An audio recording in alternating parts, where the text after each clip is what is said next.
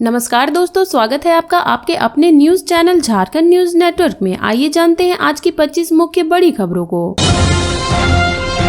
हेमंत सोरेन की सुरक्षा में गड़बड़ी की आशंका, हेलीपैड की करनी पड़ी खुदाई। झारखंड विधानसभा चुनाव का प्रचार अपने चरम पर है। सभी दलों के नेता अपनी अपनी पार्टी के उम्मीदवारों के पक्ष में प्रचार करने के लिए जुटे हुए हैं। आरोप प्रत्यारोप का भी दौर जारी है। इसी बीच झारखंड मुक्ति मोर्चा के स्टार प्रचारक हेमंत सोरेन की सुरक्षा में गड़बड़ी की आशंका के बीच सुरक्षा कर्मियों को हेलीपैड की खुदाई करनी पड़ी। हेलीपैड की खुदाई की वजह से मुख्यमंत्री हेमंत सोरेन को गढ़वा के भंडरिया पहुँचने में 2 घंटे देरी हो गयी। भंडरिया स्थित हाई स्कूल के मैदान में सोमवार को चुनावी जनसभा को संबोधित करना था। इसके लिए हेलीपैड बनवाया गया था, लेकिन हेलीपैड की खुदाई किए जाने की वजह से मुख्यमंत्री से कहा गया कि वह अभी नहीं आए। बाद में हेलीपैड की खुदाई कर संतुष्ट होने के बाद मुख्यमंत्री हेमंत सोरेन के हेलीकॉप्टर को आने के लिए हरी झंडी दे दी गई। 2 घंटे बाद सीएम 1:05 में भंडरिया पहुंचे। यहां उन्होंने डाल्टनगंज, चैनपुर, भंडरिया विधानसभा क्षेत्र के इंडिया गठबंधन के प्रत्याशी KN त्रिपाठी के पक्ष में मतदान करने की अपील की। मुख्यमंत्री के यहां आने से पहले सभा स्थल के पास मुख्यमंत्री के हेलीकॉप्टर के लिए बनाए गए हेलीपैड की जाँच हो रही थी। इस दौरान मेटल डिटेक्टर से जांच के दौरान सुरक्षा कर्मियों को कुछ आशंका हुई। हेलीपैड के नीचे संभावित गड़बड़ी के मद्देनजर सुरक्षा कर्मियों ने विद्यालय के शिक्षकों से इसके बारे में पूछताछ की। शिक्षक कोई जानकारी नहीं दे पाए। ऐसे में मुख्यमंत्री को रोककर सुरक्षा कर्मियों ने हेलीपैड पर जिस जगह से आवाज आ रही थी उस जगह की खुदाई करवाई। बाद में पेयजल एवं स्वच्छता विभाग ने कहा कि वर्षों पहले पाइपलाइन बिछाई गई थी, यहाँ वही पाइपलाइन है। तब जाकर सुरक्षा कर्मियों ने राहत की सांस ली। इसके बाद मुख्यमंत्री के हेलीकॉप्टर की लैंडिंग हुई। 2 घंटे के बाद मुख्यमंत्री ने कार्यक्रम को संबोधित किया। हेमंत सोरेन के हेलीकॉप्टर को रोका गया तो जेएम ने राष्ट्रपति द्रौपदी मुर्मू को लिखा पत्र, कर दी ये बड़ी मांग। झारखंड मुक्ति मोर्चा ने राष्ट्रपति द्रौपदी मुर्मू को पत्र लिखा है, जिसमें उन्होंने विधानसभा चुनाव के लिए सभी स्टार प्रचारकों के लिए समान अवसर देने के लिए हस्तक्षेप करने की मांग की है। झामुमो ने चुनाव आयोग पर आरोप लगाते हुए लिखा कि मुख्यमंत्री हेमंत सोरेन के हेलीकॉप्टर को पीएम मोदी की सुरक्षा के नाम पर 1.5 घंटे तक रोक दिया गया। प्रवक्ता सह पार्टी के महासचिव सुप्रियो भट्टाचार्य का इस मामले में कहना है कि निर्वाचन आयोग द्वारा कहा गया था कि प्रधानमंत्री नरेंद्र मोदी की सुरक्षा के दृष्टिकोण से 50 किलोमीटर के व्यास में उड़ान वर्जित क्षेत्र रहता है, जो सिर्फ 15 मिनट के लिए लागू किया जाता है। पार्टी की मांग है कि संघर्षरत जनजातीय और जनप्रतिनिधि की हर प्रकार की संवैधानिक सुरक्षा और अक्षुण्य को बनाए रखा जाए। इससे पहले झामुमो के महासचिव सुप्रियो भट्टाचार्य ने अपने पत्र में मामले की पूरी जानकारी दी। उन्होंने पत्र में लिखा कि हमारे स्टार प्रचारक हेमंत सोरेन अपराह्न 1:45 में पश्चिमी सिंहभूम के एक सभा को संबोधित करने के बाद सिमडेगा में अपराह्न 2:45 में एक चुनावी सभा को संबोधित करने वाले थे। गुदरी और चाईबासा की दूरी 80 किलोमीटर तो वहीं सिमडेगा की दूरी 90 किलोमीटर है। चुनाव आयोग ने मुख्यमंत्री हेमंत सोरेन की सभा के लिए अनुमति दे दी थी, लेकिन सुरक्षा का हवाला देकर मुख्यमंत्री के हेलीकॉप्टर को 1.5 घंटे तक रोक कर रखा गया था। उन्होंने राष्ट्रपति को पत्र लिखकर समान संवैधानिक सुरक्षा और सम्मान सुनिश्चित करने की मांग की है। झारखंड, बिहार, बंगाल के 17 ठिकानों पर सीबीआई की रेड, 30 लाख रुपए जब्त। झारखंड विधानसभा चुनाव के बीच सीबीआई ने अवैध खनन मामले में झारखंड, पश्चिम बंगाल और बिहार के 17 ठिकानों पर छापेमारी की है। इसमें झारखंड के 3 जिले शामिल है। केंद्रीय एजेंसी ने जिन लोगों के यहाँ रेड मारी है वह सभी पंकज मिश्रा के करीबी बताए जा रहे हैं। सीबीआई ने छापेमारी के दौरान अलग अलग जगहों से 30 लाख रुपए जब्त की है। टीम झारखंड के साहिबगंज, पाकुड़, राजमहल, कोलकाता और पटना में छापेमारी कर रही है।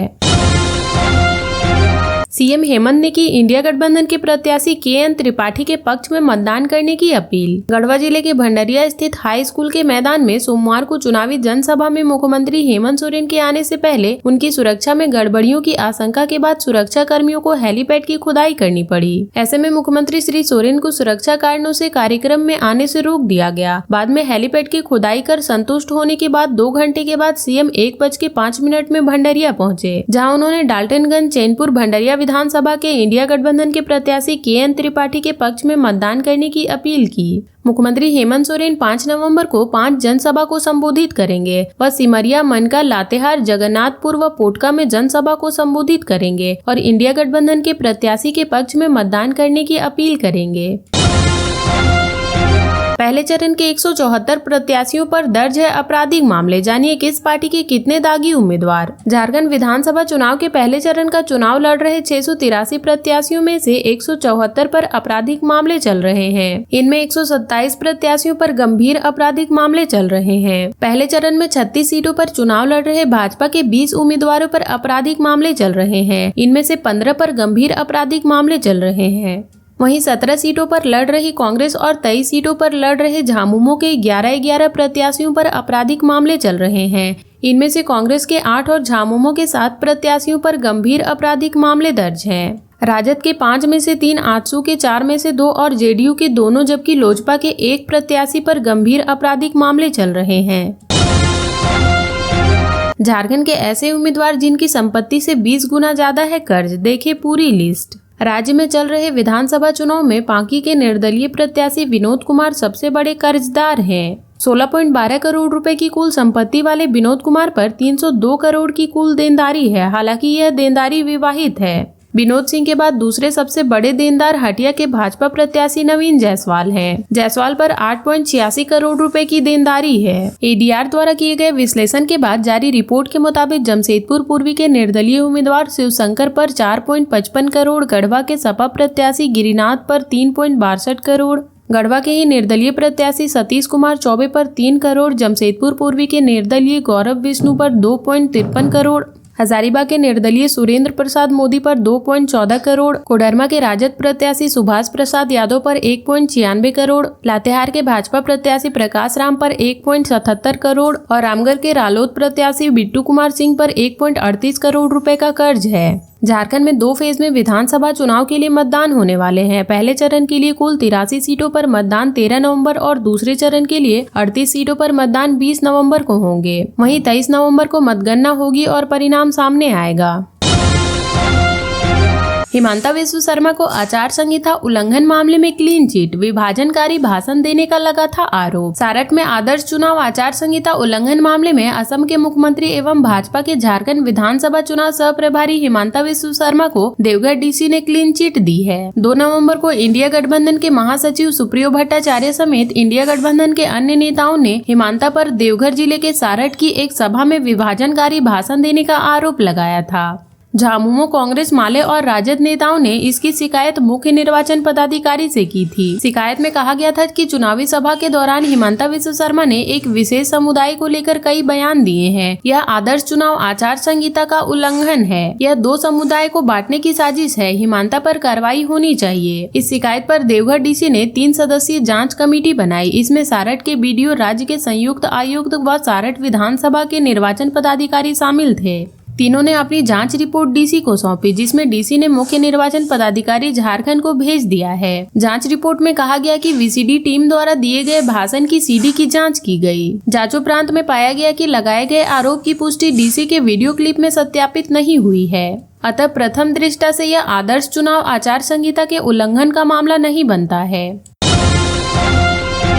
पहले फेज में इंडिया के 38 तो एनडीए के 33 प्रत्याशी करोड़पति। इस पार्टी का उम्मीदवार सबसे अमीर। राज्य के 43 विधानसभा क्षेत्रों में एनडीए और इंडिया गठबंधन के कुल 71 करोड़पति प्रत्याशी चुनाव दंगल में हैं। इंडिया गठबंधन के घटक दलों में झामुमो, कांग्रेस व राजद के 38 और एनडीए में शामिल भाजपा, आजसू व लोजपा के 33 उम्मीदवार करोड़पति हैं। पहले फेज में 36 सीटों पर चुनाव लड़ रही भाजपा ने सबसे अधिक 30 करोड़पतियों को मैदान में उतारा है। 2 सीटों पर लड़ रहे जेडीयू ने 2 और 3 सीटों पर लड़ रही आजसू व 1 सीट पर लड़ रही लोजपा ने 1-1 करोड़पति प्रत्याशी को मैदान दंगल में खड़ा किया है। इधर पहले फेज में 23 सीटों पर चुनाव लड़ रहे झामुमो ने 18 करोड़पति प्रत्याशी दिए हैं। इंडिया गठबंधन के घटक दलों में 17 सीटों पर लड़ रही कांग्रेस ने 16 और 5 सीटों पर लड़ रहे राजद ने 4 उम्मीदवार करोड़पति दिए हैं। पहले फेज के चुनाव में सबसे अधिक संपत्ति वाले प्रत्याशियों के मामले में कांग्रेस नंबर 1 है। चुनाव लड़ रहे टॉप 5 अमीर प्रत्याशियों में 4 कांग्रेस के हैं। सबसे ज्यादा संपत्ति वाले टॉप 10 प्रत्याशियों की सूची में कांग्रेस के 5, भाजपा की 3 और झामुमो व राजद के 1-1 प्रत्याशी शामिल हैं। डाल्टनगंज से चुनाव लड़ रहे कांग्रेस के केएन त्रिपाठी एनडीए व इंडिया गठबंधन के प्रत्याशियों में सबसे अमीर हैं। त्रिपाठी के पास 70.91 करोड़ रुपए से अधिक की संपत्ति है। वहीं मोहनपुर के आजसू प्रत्याशी दिनेश चंद्र बोईपाई की संपत्ति गठबंधन कर चुनाव लड़ रहे दलों में प्रत्याशियों में से सबसे कम है। बोईपाई के पास 25.66 लाख रुपए की ही संपत्ति है।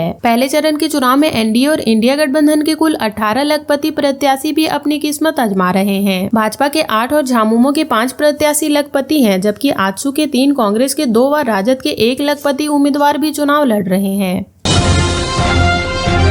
अंबर लकड़ा होंगे देवघर के नए एसपी, अजीत पीटर डुंगडुंग की लेंगे जगह, सरकार जल्द जारी करेगी अधिसूचना। झारखंड सरकार द्वारा भेजे गए पैनल में से चुनाव आयोग ने आईपीएस अंबर लकड़ा के नाम पर अपनी स्वीकृति दे दी है। राज्य सरकार अब इसकी अधिसूचना जारी करेगी। मालूम हो कि 29 अक्टूबर को चुनाव आयोग ने अजीत पीटर डुंगडुंग का देवघर एसपी के पद से हटाने का निर्देश दिया था। हालांकि राज्य सरकार ने आयोग को पैनल भेजने की जगह डुंगडुंग को हटाने की वजह बताने का आग्रह करते हुए पत्र भेजा था। इसके बाद चुनाव आयोग ने कड़ा रुख अपनाते हुए रविवार को रिमाइंडर भेज पैनल भेजने का आदेश दिया। सोमवार को सरकार द्वारा पैनल भेज दिया गया। नए एसपी की अधिसूचना जारी होने से पहले सोमवार को एसडीपीओ अशोक कुमार सिंह को एसपी का प्रभार दिया गया। गृह विभाग के निर्देश पर आईजी मानवाधिकार ने देवघर एसपी को एसडीपीओ अशोक कुमार सिंह को प्रभार सौंपने का आदेश दिया था। जोगदा की खाली जमीन से आग निकलने से मची अफरा तफरी। डेंजर जोन में चिन्हित जोगदा 11 नंबर हरिजन बस्ती में सोमवार की अहले सुबह जमीन से आग निकलने से अफरा तफरी मच गई। आग की लपटों के साथ गैस का रिसाव होने लगा, जिसके कारण लोगों को सांस लेने में दिक्कत होने लगी।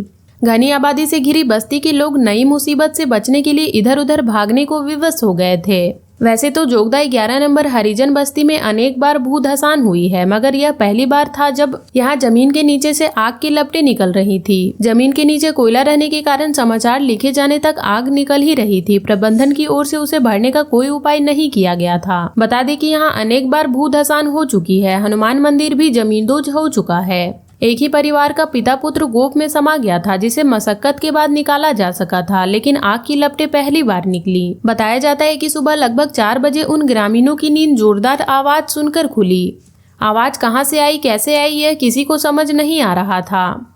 अभी लोग धमाके का पता लगाने के लिए उठ भी नहीं पाए थे कि घरों का तापमान अचानक से बढ़ गया। घरों में धुआं भर गया। उससे सभी अपनी अपनी जान बचाने के लिए अंधेरे में ही बाहर की तरफ भागने लगे। इसी दौरान लोगों ने देखा कि बस्ती के समीप पड़ी खाली जमीन से आग की लपटें निकल रही है। जमीन में दरार भी पड़ गई थी। उससे आग के साथ जहरीली गैस भी निकल रही थी। सुबह होने पर कुछ लोगों ने इसकी सूचना स्थानीय बीसीसीएल प्रबंधन को दी और तत्काल इस समस्या से छुटकारा दिलाने के लिए गुहार लगाई। और अब तक के लिए इतना ही। ऐसे ही वीडियोस के लिए लाइक, शेयर एंड सब्सक्राइब करें और जुड़े रहे झारखंड न्यूज नेटवर्क से।